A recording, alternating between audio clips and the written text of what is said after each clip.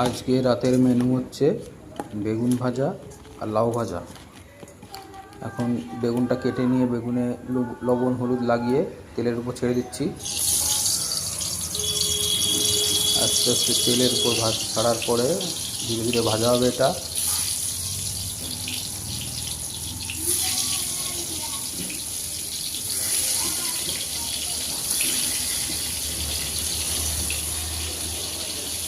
মোটামুটি বেগুন ভাজাটা দারুণ লাগে আমার কাছে।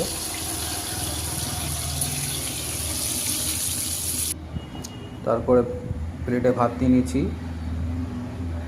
পাশে বেগুন ভাজা আছে, লাউ ভাজা আছে।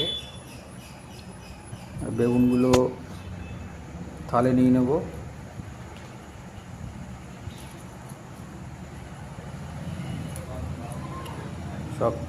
সবগুলোকে থালে সাজিয়ে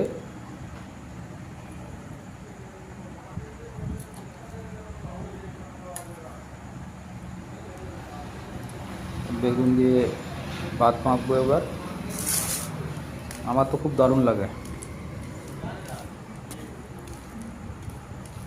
বেগুন ভাজা দিয়ে ভাত, রাতের খাবার।